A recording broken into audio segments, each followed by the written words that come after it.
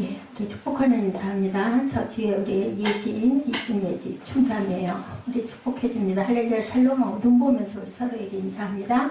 할렐루야, 샬롬, 샬롬, 샬롬, 샬롬, 샬롬, 샬롬, 샬롬, 샬롬, 샬롬. 하나님 사랑합니다. 여러분, 주 안에서 사랑합니다. 이제 아덴에서 고린도로 왔어요. 그죠? 우리 지난주에 아테네에서 바울이, 그죠? 바울의 선교를 했는데, 17장 마지막 절에 보니까 뭐라 그래요? 자, 33, 4절에 보니 바울이 그들 가운데서 떠나네. 어디로 떠났어요? 고린도로 떠났을 때 34절에 몇 사람이 그를 가까이하여 믿으니 그 중에는 아레오바고 관리 디오누시오와 다말이라는 여자와 또 다른 사람들도 있었더라. 결론적으로는 아테네에서 헬라에 능통한 바울이 열심히 설교를 했지만 몇몇 사람만 예수를 믿는 그 일로 실패하였더라인데 과연 실패했을까? 고린도의 시리에 빠져서 이제 바울이 고린도에 왔습니다. 자, 우리는 제2차 전도 여행의 어쩌면 마지막 부분, 마지막 코스예요. 지점이라고 할 수 있는 고린도에 도달하죠. 바울은 고린도에서 떠나서는 잠시 에베소에 들린다. 에베소 알죠? 거기만 경유하고 다시 출발지였던 수리아 안디옥으로 돌아가는 부분이 이제 18장 21절 그 이후에 나타나 있습니다.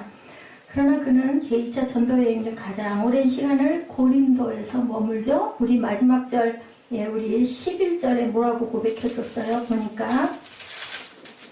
1년 6개월을 머물렀다. 에베소에서 2년, 고린도에서 1년 6개월 이렇게 가장 긴 기간을 에베소와 고린도에서 머문 바울의 사역 내용입니다. 그는 이렇게 이제는 우리가 약할 때 강함 되시는 하나님을 의지해야 되는데 어떤 마음으로 두렵고 떨리고 연약할 때 이런 마음을 가지고 있었어요. 바울이 이제는 아덴을 떠나 고린도의 아덴이죠. 아테네를 줄여서 아덴이라고 표현해 있는데 이제는 굉장히 바울이 시리에 빠져 있는 거예요. 아테네에서 큰 어떤 수익이 없었어요. 많은 사람들이 예수 믿고 돌아왔어야 했는데 그러지 못하다 보니까 마음이 착잡한 거죠. 또 두려움도 있습니다. 고린도도 엄청난 그 도시예요. 그러다 보니까 두려움과 떨림이 있어. 도대체 왜 이런 일들이 일어날까? 우리 인생 살면서 여러분들 한 번쯤, 두 번쯤, 아니면 서너 번쯤 탈진을 번아웃이라고 하죠. 경험하신 적들이 아마 있을 거예요. 주어진 책임, 그리고 또 스트레스로 인해서 힘이 소진되죠. 그러다 보면 아주 마음이 착 가라앉습니다. 그래서 탈진의 상태, 뭔가 말라버리는 우물 같은 그런 마음들 여러분들 한 번, 두 번 경험하셨을까요? 탈진하면 자신이 즐겨야 하는 일조차 싫어지고 아무런 소망도 목표도 없고 그냥 아무것도 생각하고 싶지 않다. 되게 뭐해요? 그럴 때 자잖아요. 그죠? 시가나 가거라 그러고는 계속 잡니다. 저는 참 잠이 적은 사람인데 어떨 때 보면은 요즘은 감기로 올겨울 내내 체온이 조절이 안 돼가지고 감기가 자주 들어요. 그런데 감사한 거는 약을 딱 한 번이나 두 번만 먹으면 아주 깨끗이 나아요. 그리고는 또 빨딱 일어나는데 난방을 편하게 못 틀잖아요. 그러다 보니까는 뭐를 하면 힘이 많이 들어서 인지는 모르지만 어쨌든 굉장히 땀을 많이 흘려요. 그러고 나서는 이제 추워지니까 몸이 식죠. 그리고 또다시 감기가 들고 그러다 보니까 약을 먹으면 어떨 때는 눈을 뜨면요 2시쯤에서 약 먹고 앉아서 말씀 보다가 도저히 눈이 줄줄 감기면 제가 잠을 자요. 그냥 그 자리에 그대로 누워서 자는데 눈 뜨고 일어나면 거의 한 5시가 다 돼 있는 거예요. 2시간 반, 3시간을 잔 거죠. 이렇게 하루를 보내면 참 안 되는데 이런 마음이 많이 듭니다. 이러다가 이게 습관이 되면 어떡할까. 그런데도 또 그 힘을 주신 하나님께서 저한테 또 새 힘을 부어주시면 어제 그 새벽녘처럼 제가 오늘 한 4시 좀 넘어서 정리가 돼가지고 그 이후에 잠깐 눈을 붙이고 다시 한 7시 못 돼가지고 눈을 떠지더라고요. 6시 한 반쯤. 자신이 없었는데 사실은. 그래서 또 집을 또 달려갔죠. 우리 아이들 데리고 또 나와야 되니까. 늘 감사한 거는 하나님께서 내 형편과 처지를 너무 잘 아신다. 약을 통해서 좀 쉬고 자야 되니까 재워주시는 거예요. 이런 것처럼 바울도 이제는 정말 너무 힘이 든 거예요. 참 지금 생각하면 그 바울 사도는 지금처럼 교통이 좋을 때도 아니고 어떻게 뭐 물론 지구 전체는 아니에요. 근데 그 시절에는 그게 자기는 지구 전체였다고 생각을 하거든요. 4바퀴, 5바퀴를 그 먼 거리를 걷고 배로, 그죠? 그렇게 어떻게 그렇게 전도 여행을 할 수 있었는가? 우리 지난주에도 사도행전 17장 말씀을 쭉 강론하면서 함께 봤지만, 예, 이렇게 탈진을 경험한 이 상태에 하나님께서는 어떻게 하셨을까요?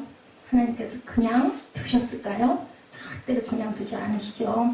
그냥 안 두십니다. 탈진에서 오는 이런 마음들, 그런 것들은 누구에게나 한두 번씩은 찾아오는데, 본문에 바울이 탈진했다는 단어가 안 나오는데요. 고린도 전서에 얘기합니다. 바울이 자신의 상태를 고백하죠. 고린도 전서 2장 3절입니다.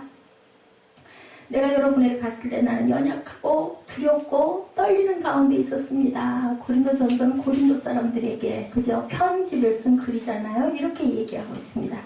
사도 바울이 예전과 다르게 아주 뭔가 침체되고 그저 그렇게 적극적이고 뭐 돌에 맞아도 죽었어도 다시 일어나고 털털 털고 일어났던 그가 감옥에서도 찬송하죠. 바울과 실라가 함께 빌립보 감옥에서 찬송해서 옥터가 흔들리고 문이 열리는 기적을 그렇게 경험한 그런 바울인데 어쩔 수 없이 사람이기 때문에 탈진한 상태가 이렇게 돼서 나는 정말 두렵고 떨린다. 근데 하나님께서는 어떻게 하셨을까요? 우리가 왜 그랬을까? 3가지 영적 원인과 지금 이 시대 2000년이 지난 지금 우리 교회들에서 하나님의 나라에서 어떠한 그러한 작전들을 쓰고 있는지 그것과 함께 바울을 접목해서 정말 세기를 초월한 하나님의 그러한 진리, 지혜 우리가 함께 나눠보도록 합니다. 첫째, 영적 원인이 어디에 있었나? 고린도는 어떤 곳이에요? 상업도시죠. 아테네는 철학의 도시라면 고린도는 상업의 도시입니다. 돈이 중심이 된 상업. 주전이에요. 주전. 예수님 오시기 전이죠. 40년 전. 율리우스 시절 2017년이니까 한 57년 그죠? 2000년이 훨씬 넘었죠. 그 도시가 율리우스 시저에 의해서 재건이 됐어요. 유럽과 아시아를 넘나드는 전형적인 상업 도시로 자리를 잡았다. 사무엘 모하니 고개 숙이고 있으면 어떻게 된다는 거 알지? 부활을 못해. 응? 아까 우리 새벽 예배에서 얘기해줬지?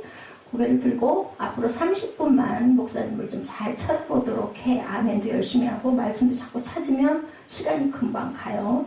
자, 돈을 사랑하는 도시였다. 고린도는 또한 성적인 타락이 극심했던 그러한 도시, 대표적이고 세속적인 도시였습니다. 오늘날 우리가 사는 세상에 뚜렷한 한 변천 현상을 가르쳐 도시화 어버니제이션이라고 이렇게 얘기하죠. 1850년에 전 세계에 100만 이상의 인구가 사는 도시가 겨우 4개 있었어요. 제가 굉장히 심혈을 기울여서 준비한 원고입니다. 여러분들 잘 들어주세요. 물론 인터넷 치면 다 나오겠지만 저는 이 말씀을 접목하느라고 거의 한 3-4시간 정도를 헤매서 이 원고 17장을 만들었어요. 여러분들 깊이 묵상하시기 바랍니다.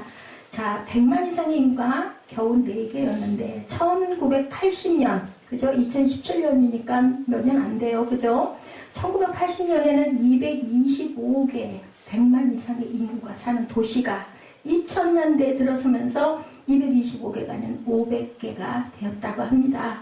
소위 1000만 이상의 인구가 사는 거대 도시죠. 메가시티 여러분들 들어보셔서 아주 메가박스 하잖아요. 메가시티. 그런 아주 초대형 그죠? 그 1950년까지는 런던과 뉴욕밖에 1000만 이상의 인구가 없은 지금은 25개 도시 수도권을 포함해서 1000만 이상의 인구들이 사는 도시가 생겼다. 세계 인구 사진에 의하면요. 1위가 동경이에요.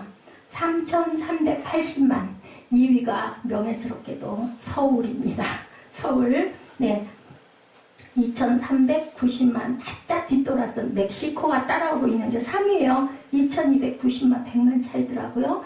그때 현재 지금은 어떨지 모르겠는데 어쨌든 이렇게 형성되어 있다고 합니다. 인구학자들은 서기 2030년 2017년이잖아요. 13년 후가 되면은 세계 인구가 81억이 될 것이라고 예상하는데 그중 60%인 50억이 수도권에 살게 될 것이다. 반이 넘죠? 50억 정도가. 이것을 메가시티 트렌드라고 합니다. 그래서 선교학자들도 이런 메가시티 트렌드에 따르는 세계 복음화 전략을 가장 중요한 미래 선교 전략으로 여기는데, 바울이 있었던 2000년 전에 바울은 이미 그죠? 메가시티 선교 전략을 한 거예요.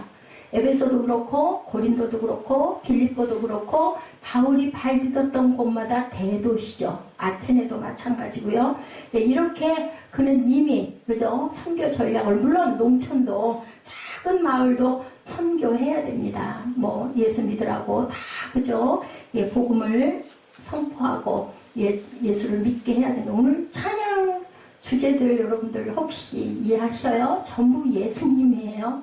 물론 설교가 다 예수님이 연결이 되지만 특별히 바울의 말씀을 들으면서 제가 은혜를 느껴서 아는 찬양, 모르는 찬양, 예수가 제목 맨 앞 표지에 오는 것들만 제가 골라서 엮어서 찬양과 경배를 드렸고, 맨 마지막에 나는 이 부분은 우리가 조금쯤은 회개의 영을 좀 받아보시라고, 혹시 내가 내 남편에게, 내 아내에게, 아니면 내 이웃에게, 내 버에게, 내 자녀에게 잘못하고 그거 나한테 용서를 빌기를 기다리진 않았나, 제기하는 그러한 기도입니다. 우리가 이 찬양이 곡조가 있는 기도예요. 여러분들 작곡을 하신 분이나 작사를 하시는 분이나 다 하나님의 은혜를 엄청 받은 사람들이 곡에다가 작시를 하거나 또한 작시에다가 작곡을 하거나 이래서 나온 곡이든 저는 참 찬양에서 은혜를 많이 받습니다.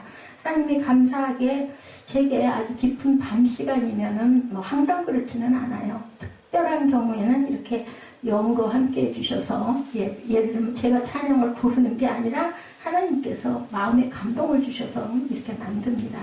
바울이 살던 당시 소위 그레코 로만 세계의 3대 도시는 로마, 고린도, 에베소 다 들어있잖아요. 마지막에 바울이 가고 싶은 데가 로마였었잖아요. 그러니까 바울을 그 로마에서 처형받죠. 근데 로마에 가서도 그저 감금 상태에도 많은 훌륭한 사람들이 찾아와가지고 계속 하나님의 말씀을, 아까 우리 그 동영상 보셨죠? 이런 분들이 세계 곳곳 도처에 엄청나게 많습니다. 우리가 가보지 못하니까. 저희 교회는 적은 교회이기 때문에 특별한 행사 같은 거 못하죠. 뭐 누구를 초빙하거나 무슨 여러 가지 행사를 하지 못합니다. 그렇기 때문에 제가 어떻게 보면은 종합으로 항상 다른 교회의 어떤 부흥에 비슷하게 찬양과 경배가 그래서 깁니다. 한 30분 정도 무슨 일이 있어도, 우리 세빈 예배 때도 우리 꿈동이들하고 예배를 드릴 때도 사람이 많고 적으면 문제가 아닌 것 같아요. 그렇게 갑니다. 예배도 훈련이고 어떤 면으로는 그렇게 하면서 예배자들이 조금씩 돼가는데, 우리 꿈동이들 같은 경우는 어떻게 하면 졸지 않고 어떻게 하면 고개 숙이지 않고 어떻게 하면 입을 열게 할까, 요즘에는 굉장한 구상을 열심히 하고 있습니다. 바울이 살던 당시 이 그레코 로만 세계 3대 도시는 여러분들 다시 말씀드리지만 로마, 고린도, 에베소. 이 바울 당시 바울은 이미 그것을 파악하고 있었다. 당시 로마 인구가 약 100만, 고린도시는 절정의 인구가 75만을 거느리고 있었고 에베소가 50만이었다고 해요. 2000년 전입니다. 바울은 아직 로마에 갈 상황이 못 되었죠. 그렇다면 바울이 어디에서 가장 많은 시간을 보냈을까? 아까 말씀드렸죠. 에베소와 어디라고? 고린도. 2년과 1년만. 근데 놀라운 건요, 이게 바울의 마음이 아니었고 하나님께서 못 가게 해요. 고린도는 떠나려고 하니까 우리 본문 읽었죠? 전해라, 입을 열어라 라고 말씀을 하죠. 떠나고 싶었어요. 고린도는 너무 성이 그냥 아주 개방되다시피 한 그런 도시, 바울이 있고 싶겠어요? 떠나고 싶겠죠. 데살로니가로 가고 싶었어요. 저처럼 데살로니가 강해를 하려고 다 준비했는데 제 눈에 뭐가 씌었어요. 기억이 어떻게 되는지. 갈라디아서 강해를 떡 준비를 하고 다 정리를 하고 보니까 데살로니가 전서가 아니라 갈라디아서더라고요. 그랬더니 보니까 갈라디아서가 사도행전 뒷받침을 하고 있어요. 그것도 제가 가고 있는 17장을 따라가는 걸 보고 제가 깜짝 놀랐습니다. 바울도 마찬가지예요. 제가 바울에 비길 수는 없지만 하나님만 열심히 찾으면, 성령만 열심히 구하면 못한 사람일수록 두렵고 떨리고 나는 정말 너무 부족합니다 하는 사람일수록 성령께서 알려주시는 거죠. 저는 주변에 어디 다니거나 이렇게 연결이 돼서 누가 오시거나 이런 일이 거의 없어요. 워낙 그죠, 보잘것없는 사람이어서 그렇기도 하지만 그냥 우연히 일어나는 일은 없어요. 여러분들, 하나님께서 너는 그 그릇이니까. 제가 요즘에 사명을 깨달아요.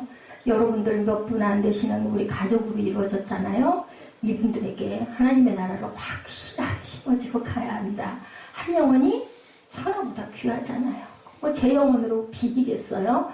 뭐 예를 들면 아이들 둘만 해도 그죠? 천하가 두 개가 있는데요.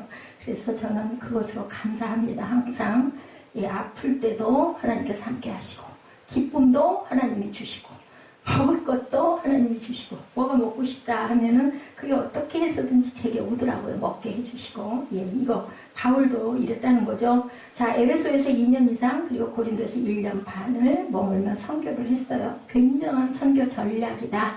우리가 그것을 느낄 수 있다. 그냥 일어난 일이 아니다. 바울은 이곳에 있고 싶지 않았는데 본문 여러분들 아까 읽으셨으니까 알 거예요. 그런데도 하나님께서 말리셨어요. 가지 마라 하고 말리시죠. 자, 그는 도시의 복음화 없이는 세상의 변화는 없다고 생각했던 사람인데 그 생각이 제가 다시 말씀드리지만 바울이 똑똑하고 지혜로워서가 아니라 물론 그런 부분이 없잖아 있죠. 엄청난 공부를 많이 한 사람이기 때문에 그렇지만 그것은 하나님이 주신 마음이다. 그죠? 자, 누군가가 악마는 도시에 살고 천사는 농촌에 산다고 했대요. 그렇지만 도시 복음화가 훨씬 빨리 하나님 나라가 확장될 수 있다는 것을 우리가 알고 가야 된다. 당시의 고린도는 가장 번영하는 무역도시였고 문화의 도시였습니다. 이 도시에서는 매 2년마다 지금의 올림픽과 비슷한 체육 축전이 벌어지고 해발 600m의 아크로 코린토 바위 언덕 정상에는 유명한 아프로디테 여러분들 들어보셨죠? 신전이 있는데 이 신전은요 성의 신이에요. 성 아시죠? 우리 본능 중에 3대 본능 중에 하나죠. 성. 성의 신다. 거기 고용된 1000명의 여인들이 공개 매춘부들이에요. 그래가지고 그냥 아주 열어놓고 매춘을 하는 그러한 도시. 그래서 고린도인처럼 행동한다는 말은 그냥 정란하게 매춘한다 이렇게 받아들여지고 있던 그 시대. 그래서 더욱 이 도시는 복음이 필요한 도시. 그죠? 뭐가 많은 곳에 뭐가 많아요? 죄가 많은 곳에 은혜가 많다. 가야 되는 거죠. 그렇기 때문에 우리는 고기에 물들면 안 되죠. 그 사람들을 구원해 내는 빛이 돼야 된다. 태양이 하나님이라면 우리는 달이에요. 태양이 빛을 바라는 걸 열심히 많이 받아서 그 빛을 되쏘는 빛의 자녀들이 되시기를 주님의 이름으로 축복합니다. 아테네에서 변론하고 지성적인 대화를 통해서 복음을 전하던 사도 바울이 고린도에서는 엄청난 돈과 성과 우상과 영적 대결, 여러분들 영적 전투 아시죠? 있어요. 영적인 전투가. 영적 전쟁 상황에 놓였어요. 보이지 않는 영적 세력들에게 공격을 받았을 가능성도 있습니다. 두 번째, 정신적인 원인. 아테네에서 변론과 철학적인 대화를 통해서 복음을 전했던 사도 바울이 결실이 대단치가 못해서 거기에서 시리에 빠진 거예요. 그는 율법적인 지식뿐만 아니라 헬라적 지식도 엄청나죠. 가말리엘 분하고 뭐 공부를 하나 지금으로 보면 박사가 한 10개쯤 되는 그런 사람인 것 같습니다. 그가 아레오바고 광장에서 복음을 전할 때 지난주에요. 헬라 철학자들의 시를 인용해서 그죠? 전했죠. 거기에 나오는 그 신들을 하나님에게 비교해서 말씀을 증거하고 전했습니다. 설교 준비한 게 아니라 즉흥적으로 그렇게 설교했음에도 불구하고 헬라 철학의 문학을 인용할 정도로 바울은 굉장히 해박한 지식이 있었다. 여러분들 각자의 자리에서 어떤 달란트일지는 모르지만 하나님께서는 그거를 쓰셔요. 그것을 자신이 닦았을 때 하나님이 거기에 합당하게 쓰신다. 제가 태어나면서부터 다른 건 모르지만 하나님께서 굉장한 음악성을 주셨어요. 아까 제가 우리 꿈동이들에도 얘기했지만 아주 훌륭한 소프라노 가수가 될 수 있었는데 제 바른 길로 잘 안 가서 딴짓하고 허황되게 살았기 때문에 그 길을 못 가요. 그 그릇으로 만들었다고 다 되는 게 아니다. 열심히 닦아야 너희들 부활의 영광을 누린다고 제가 아까 이제는 막 웃겨요. 애들을. 딱딱하게 했다가는 뭐 다 고개 이렇게 받고 앉아있어서 제가 도저히 설교를 할 수가 없어서 요즘에는 그냥 다 풀어놓고 그냥 본문이든 뭐든 상관없이 전부 다 하나님께 접목을 해가지고 아이들이 집중하고 쳐다보고 웃게 하는 방법을 제가 연구를 하고 있습니다. 자, 사도 바울의 장점을 잘 드러내게 아테네는 그렇게 만들어진 그러한 곳이었고 그런데 기대보다 결집률이 낮아요. 우리 그럴 때 있죠. 아이 그쯤이야. 여리고성 점령하고 어땠어요? 여호수아가 아이성쯤이야. 뭐 다 갈 것도 없어. 3,000명만 올라가게 하죠. 하나님께 여쭤보지도 않고 해도 어떻게 했어요? 크게 실패하죠. 이런 마음이었을 거야. 뭐 그쯤이야. 나 얼마든지 할 수 있어. 이럴 때 하나님께서 일 안 하신다는 거, 약할 때 강한 되신다는 거 여러분 아시기 바랍니다. 아테네 사람들은 바울이 전한 복음을 새로운 사상 중 하나라고만 여기지 믿지는 않았어. 참 신기하네. 그런 사상도 있기는 하네. 그 시대에 거기는 어땠다고? 아테네는 모두가 다 철학자들이었다. 모이면 그냥 그런 얘기가 너무 좋아가지고 색다른 얘기만 나오면 거기에 열을 올리고 열중해서 들어보죠. 근데 아주 무서운 곳이라고 그랬죠. 거기서 소크라테스도 처형받았어요. 예, 도시를 물러나게 했다고. 이상한 이론을 증거해가지고 너희들 민심을 이상스럽게 흔들었다고 그래가지고 결국은 처형을 받기도 한 아주 그 무서운 아레오바고입니다. 이런 자신의 장점을 살려서 복음을 전할 수 있도록 하는 것도 하나님이 하신다. 우연이 없어요, 여러분들. 음악성을 가지고 계시고, 아니면 미술을 전공하시고, 아니면은 또한 다른 부분에, 아니면 해외를 여러 곳을 돌아다니시고, 이런 분들에게 하나님께서는 그걸 이용해요. 다윗이 어땠어요? 양떼들을 지키느라고 어렸을 때부터, 그죠? 이리와 사자와 막 싸웠잖아요. 주먹이 막, 저는 그게 안 잊어버려져요. 우리 꿈동이들 그 동영상에 사자 입에다가 그 다윗이 손 이만큼 들어가는 거, 그럴 정도로 막 자기 양을 지켰던, 물맷돌질 잘하고 창과 활을 잘 썼고, 그래서 결국 누구를 죽였어요? 골리앗을. 잘나서가 아니라 하나님의 신의 의지에서 내가 간다하고 물맷돌 돌려가지고 이마 정통에 맞춰서 죽이는 일이 그냥 일어난 일은 아니고, 살아서 그만큼 많은 훈련을 그것을 이용하시고 거기에 하나님의 영이 함께 하시죠. 그런데 바로 이 사도 바울이 당당하게 내가 헬라어도 잘하고 철학 어떤 철학이 와도 나한테는 견디지 못해 했는데 결국은 실패한 느낌의 좌절감이 들었다. 사도 바울은 아테네로 들어온 이후에 실라와 디모데를 또다시 다른 곳으로 보냅니다. 실라는 빌립보로, 디모데는 데살로니가로. 그리고 또한 혼자 남게 되죠. 왜 보냈을까요? 거기에 있는 사람들 믿음 가서 확인해봐. 교회들을 개척하고 돌아다니잖아요. 그러니까 그 교회는 어떤지 가봐. 예, 아테네가 이 지경이고 고린도가 지금 이런 상황이니 내가 개척한 그 교회들은 어떤지 너희들 가봐. 지금처럼만 비행기 한 번만 타면 갈 수 있는 데가 아니에요. 그러다 보니까 갔다 오는데 거의 몇 개월이 걸리겠죠. 그게 보낸 상태. 얼마나 의지할 것도 아무것도 없고 낯설고 돈은 없고 얼마나 힘들었을까요. 그런데 하나님이 가만두시질 않은 거죠. 바울은 정말로 데살로니가에 가고 싶었어요. 그런데 사탄이 막네요. 사탄이 누구의 도구가 됐을까요? 하나님의 도구가 되죠. 누구를? 가룟 유다를 도구로 쓰셨어요. 그래서 하나님의 자녀들을 온전하게 부활시키시려고 예수 그리스도가 못 박히게 빌라도를 이용하시죠. 그리고 가룟 유다를 이용합니다. 때로는 적국도 이용하시는 하나님이다. 우리가 지금 여호수아를 가고 있어요. 보니까 많은 왕들을, 가나안 있는 열국 왕들을 점령해 나가는 과정에서 하나님께서 그들을 그저 도구로 쓰시는 것을 우리가 봅니다. 그래서 디모데를 대신 보내죠. 데살로니가 가고 싶은데 못 가니까. 신라는 빌립보로 보내서 예수님의 사람들을 세워라. 가서 그곳에 가서 든든하게 세워라 하고 보냈어요. 자신의 필요보다 성도들의 필요를 더, 그죠? 제가 이렇게 설교를 하고 여러분들에게 우리 공예배라고 하죠? 한 번도 쉼 없이 예배를 드리고 가다 보니까 이 마음을 제가 이해할 것 같아요. 어떻게 하면 영상 하나라도, 어떻게 하면 말씀 한 구절이라도 은혜를 좀 받았으면. 그래서 확인하는 그런 마음들이 돼서 그렇구나. 이런 감동이 왔으면 하는 마음을 아마 바울도 분명히 했을 거예요. 이렇게 혼자 오랫동안 여행하면서 이제 뭔가 마음이 지쳤어요. 세 번째, 경제적인 이유. 당연하죠. 물질적인 뭐 있었겠어요. 그 가난한 시절에. 이 사람 뭐 하는 사람이에요? 장막 만드는 사람이에요. 근데 장막을 제대로 만들었겠어요? 예, 이렇게 설교하고 여기저기로 가는 거리는 시간은 얼마나 많이 걸렸겠어요. 그러니까 이제는 경제력도 고갈이 됐어요. 바울의 선교 원칙이 자비랑 선교예요. 자비랑 선교도 오늘날 트렌드가 되어 있는 선교다. 아까 얘기했던 그저 대도시 선교, 쉬운 얘기로, 그리고 자비랑 선교 두 번째. 이것도 지금 실행하고 있는 바울. 그저 예수를 믿으라고 하면서 내가 그들에게 돈을 받았다가는 그들에게 온전하게 말씀을 전할 수도 없고 이상하게 볼 거고, 나보고 돈 장사하는 떠돌이 철학자 정도다라고 얘기할 거니 나는 그렇게 할 수가 없다. 자, 본래 자비랑 선교라는 말은요, 지금은 고인이 되셨어요. 아프리칸 선교사 골든 코넬 신학교 선교학 교수였던 크리스티 웰손 박사가 그의 책 현대 자비랑 선교들에서 처음으로 사용하여 보편화된 말입니다. 예. 그런데 그런 20세기 이후에는 자비랑 선교가 아니면 세계 선교 과업을 수행할 수 없을 것이다 라고 얘기한 바 있습니다.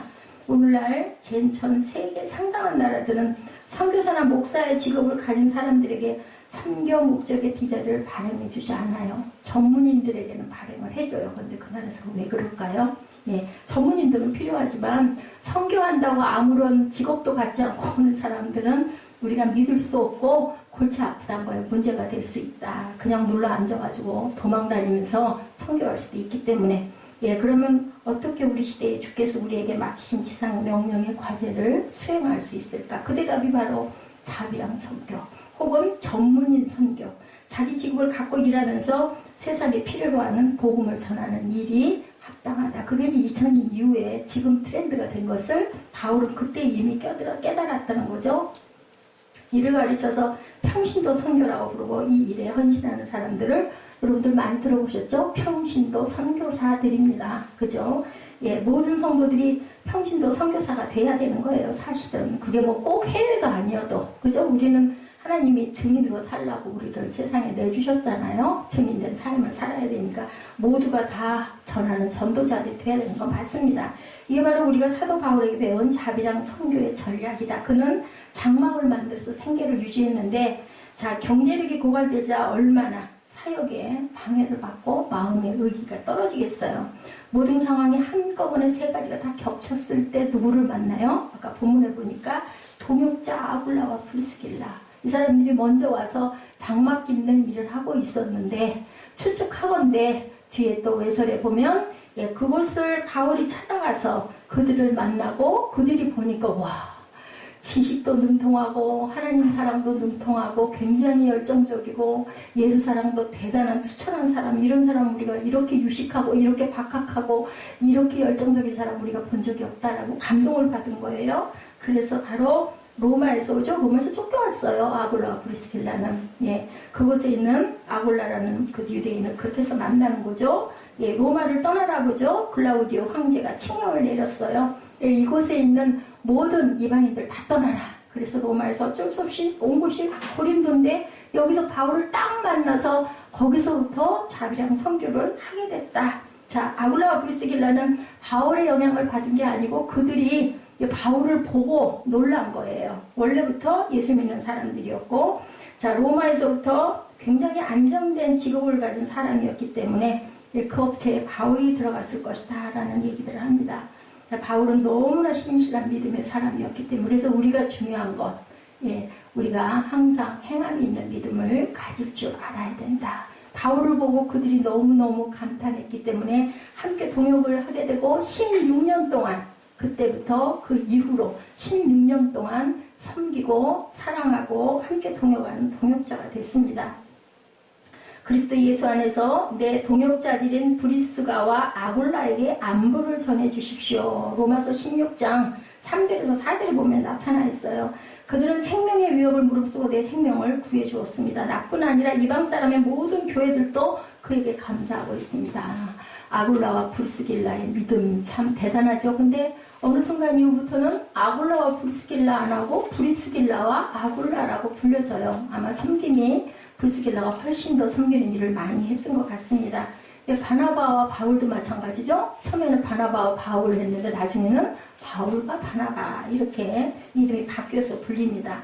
자, 우리 이국 땅에서 우리 김종숙 형제 보면 우리나라 사람 만나면 얼마나 반가워요. 우리나라 사람들은 데리고 다니시기도 하겠지만 그쪽에 있는 한국인들 보면 괜히 반갑죠. 저도 그런 경험이 있습니다.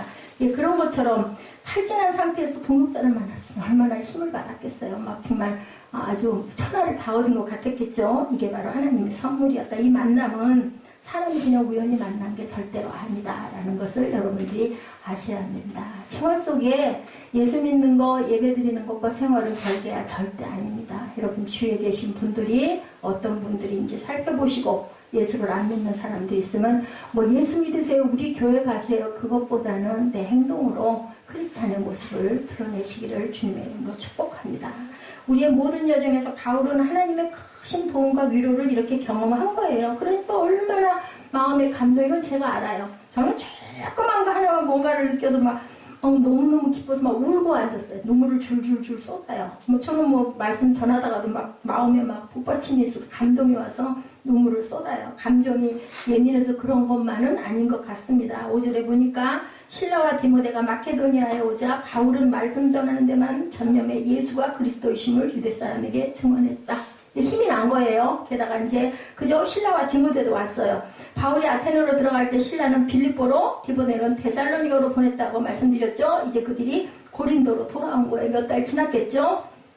자, 그래서 데살로니가 성도들이 믿는 자의 본이 되었다. 이 기쁜 소식을 갖고 왔어요. 디모데로부터 들은 기쁜 소식을 기록한 것이 바로 데살로니가 전서예요. 그 전서를 보면 고린도에서 디모데를 통해 들은 기쁜 소식의 내용이 나타나 있고 빌립보에서 듣던 기쁜 소식이 나타나서 이게 누군지 혹시 아세요? 애써는 알 것 같은데 누구 강가에 갔다가 누구 만났어요? 그곳에는 회당이 없어가지고 빌립보에 갔다가 바울이 우연히 만난 것 같은데 거기 본문에 나오죠? 하나님이 그녀의 마음을 감동하셨다. 비단장사 누구 루디아. 그죠? 그래서 그 가정에서부터 빌립보 교회가 탄생됩니다. 제가 지난번에 말씀드렸죠. 모든 교회들이 다 가정에서 탄생이 돼서 교회들이 되죠. 주 안에서 굳게 서 있다라고 하죠. 그래, 나는 너무 좋다. 나는 정말 살 것 같다. 데살로니가 전서 3장 7절에서 9절에도 바울이 고백합니다. 데살로니가 전서도 누가 썼어요? 바울이 썼죠. 우리가 우리 하나님 앞에서 여러분으로 인해 기뻐하는 모든 기쁨에 대해 우리가 하나님께 여러분에 대해 어떤 감사를 드릴 수 있겠습니까? 이렇게 얘기할 정도로 너무너무 감사하다. 기쁨이 넘치는 거죠. 내가 대척해놓고 왔는데, 던져놓고 왔는데 그들이 더 충만해지고 그들이 더 은혜를 받아가지고 그리고 빌립보 교회 같은 경우는 계속해서 헌금을 보내오네요. 제가 생각할 때는 제가 가보지 않고 그 시대에 있지는 않았지만 아마도 그 루디아의 영향이 아니었을까. 그죠? 그 무역을 하는 사람이었잖아요. 그 여자분이. 그러다 보니까 계속 바울의 그 향기로운 재물이라고 나타나 있어요. 근데 이 사람 자비량하는 사람인데 왜 그 헌금을 그렇게 열심히 받았을까? 참 이상해. 어떤 흑심이 있었던 거 아니야? 근데 아니죠. 향기로운 재물이라고 한 건요, 레위기에 근거가 되어 있습니다. 향기는 자발적 헌신이 붙여졌을 때 향기로운 재물이다. 물질도 헌신이에요, 여러분들. 하나님께 물질 심는 것도 그냥 내가 가서 섬기는 일하는 것만이 헌신이 아니라 물질 심는 것도. 레위기의 5가지 제사, 여러분들 레위기 통해서 아시죠? 번제, 소제, 속죄제, 속건제, 화목제 5가지 그 자발적으로 드려지는 제사를 향기로운 냄새다, 향기로운 제사다라고 레위기에 표현해 있어요. 의무적으로 드려지는 제사는 향기라는 단어를 사용하지 않는다. 그래서 우리 기도할 때, 대표 기도할 때 되게 뭐라고 기도해요? 억지로 드리지 않게 하여 주시고 마음의 감동으로 그 몸만큼 내가 감동된 만큼만 드리게 해주옵소서 하고 기도합니다. 왜? 향기로운 제물이 돼야 되기 때문에 하나님께서 연락하시는 제물은 내 마음에서 우러나는 제물이어야 된다.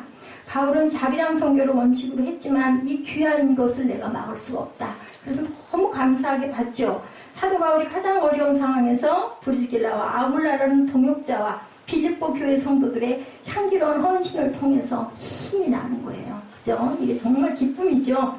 오늘날도 선교하는 교회마다 성도들이 그 헌금하는 것들 모아가지고, 그죠? 선교 헌금 보내잖아요. 이런 것들 우리가 꼭 잘해야 되는데, 약할 때 강함 되신 하나님이 바울에게 주신 3번째 선물은 환상 가운데 직접 나타나셨다. 여러분들 아시죠? 마게도니아로 가려고 할 때 계속 나타나가지고 우리한테 좀 오세요 했던 사람이 나타나기도 하죠. 사도행전 18장 9절이죠. 밤에 주께서 환상 가운데 바울에게 말씀하시되 두려워하지 말며 침묵하지 말고 뭐해라? 말하라. 이거는 가지 말고 너 거기 계속 거기서 가르쳐. 그러면서 얘기합니다. 10절에 내가 너와 함께 있으면 어떤 사람도 너를 대적하여 해롭게 할 자가 없을 것이니 이는 이 성중에 내 백성이 많아. 그러니까 계속 전해. 그래가지고 하나님 나라를 확장해야 되지 않겠니? 이렇게 말씀한 거예요. 바울에게 어려움과 위기가 있을 때마다 하나님이 환상으로 나타난 것들이 보이죠. 로마로 호송되는 도중에 배가 풍랑 만났을 때 나타나시죠. 그가 아시아 복음화에 집중하려고 할 때 마게도니아 사람의 환상 가운데 뭐라 그래요? 건너와서 우리를 도우라. 이리 좀 와서 우리를 도와주세요. 이런 사람이 나타납니다. 아시아에 머무르지 말고 유럽 대륙으로 건너와라. 그래서 소아시아로 가려고 하다가 유럽으로 갔어요. 그래서 유럽의 선교의 문이 크게 열린 사건이 지금 나타나는 그 상태. 아테네, 그죠? 빌립보, 그리고 고린도입니다. 바울이 고린도에 더 머무르고 싶지 않고 가고 싶었을 때도 이렇게 하나님께서 거기서 전하라, 입을 열어라, 가지 말아라라는 붙잡으신 거예요. 하나님의 사역자, 하나님의 사람들은 바울이 고백했듯이 내가 한 게 아니야. 하나님께서 나를 사도로 세우셨어. 그죠? 갈라디아서 1장 1절에 나타나죠? 내 마음도 아니고 내가 하고 싶어서 한 게 아니다. 라고 얘기합니다. 우리가 사는 것, 그냥 사는 것 같지만 분명히 하나님은 섭리 가운데 사신다는 것을 믿고 나를 그냥 하나님께 맡기세요. 그것을 내가 하려고 그러면 하나님은 일하시지 않습니다. 그래서 18장 9절 10절에 내가 두려워할 이유가 없다. 내가 너와 함께 하기 때문이다. 잠잠하지 마라. 잠잠하지 말라는 거 얘기하라는 거죠. 아무도 너를 해치지 못할 것이다. 이 도시에는 내 백성이 많다. 이 믿는 백성들이 많다라는 것이 아니라 브리스길라, 아굴라, 신라, 디모데를 통해서 믿게 되는 영혼들이 많을 것이다 라는 예언적인 말씀입니다. 그래서 바울은 그곳에서 1년 반 동안을 머물면서 그들에게 하나님의 말씀을 가르쳤다. 여러분들에게 제가 말씀드렸어요. 그죠? 대형 도시를 가는 선교 전략, 자비랑 선교 전략, 그죠? 또 하나는 뭐라 그래요? 셀교회, 목장교회 선교 전략이 나타나 있습니다. 7절에서 8절에 보니까 거기서 옮겨 하나님을 경외하는 기도 유소라 하는 사람의 집에 들어가니 그 집은 회당 옆이라. 또 회당장 그리스도와 온 지방과 더불어 주를 믿으며 수많은 고린도 사람도 듣고 믿어 침례를 받더라.